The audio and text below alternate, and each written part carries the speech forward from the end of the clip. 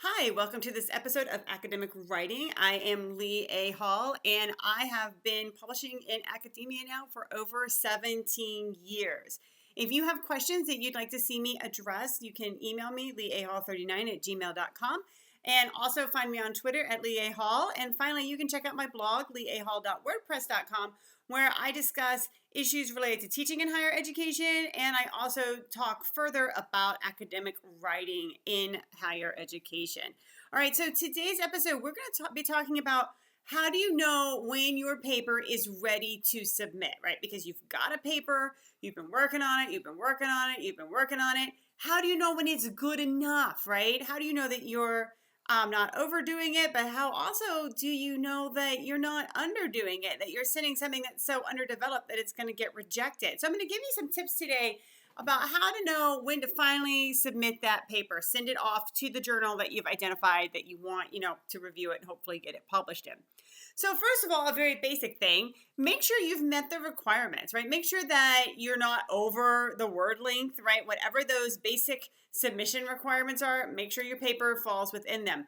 But also in doing that, while you can't be over, you certainly don't want to be under. So for example, if the average word length is, let's just say 20,000 words, not counting tables, figures, or references, and you submit something that's 10,000 words or even 15,000 words, then either you have more work to do or that paper doesn't go for that journal, one of the two, okay? So you want to come in pretty close to that final word count, whatever it is that they, will allow for. So make sure your word count is appropriate.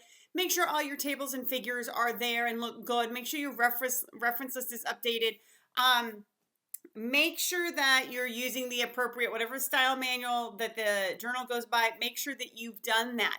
Not using the style manual or making some errors isn't going to necessarily doom you, but making sure that you're in line with that, it just makes you look more professional, more polished. It's just a good thing.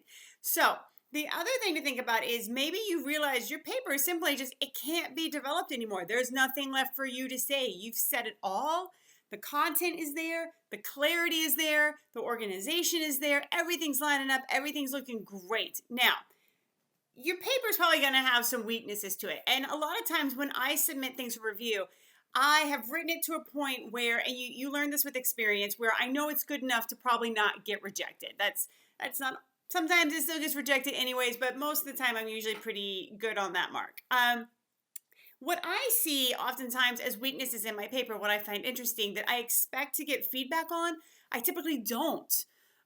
Typically I'm getting feedback on other things that I didn't see as weaknesses. So I just find that interesting, so I put that out there for you. But keep in mind, your paper probably has weaknesses. You might be aware of them.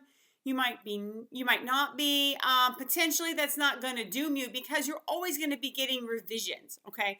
So where you don't want to fall short is you want to make sure that your methods are really sound. You want to make sure that you were very clear about how you communicated data if you're doing a research paper. You want to make sure you're very clear about your argument. You want to make sure that you answered your research question, things like that. But the reviewers are going to have questions for you.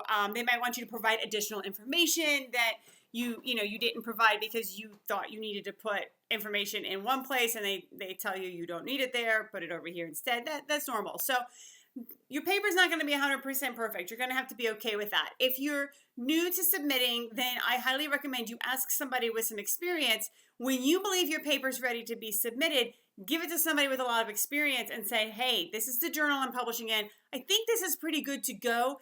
Tell me what you think. And if they tell you it's not, then don't submit it anyways because it's probably going to get rejected. Follow their advice, okay? And ask them to look at it one more time before you send it out.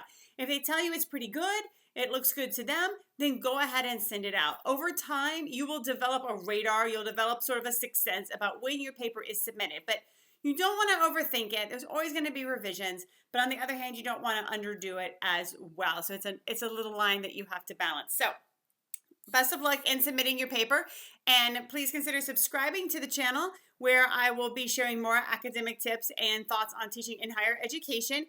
And also check out my blog, leahall.wordpress.com. And finally, in the comments section, I would love to hear from you, your experiences with submitting papers, questions you have about submitting papers, your experience with the review process in academia. We can talk about that further.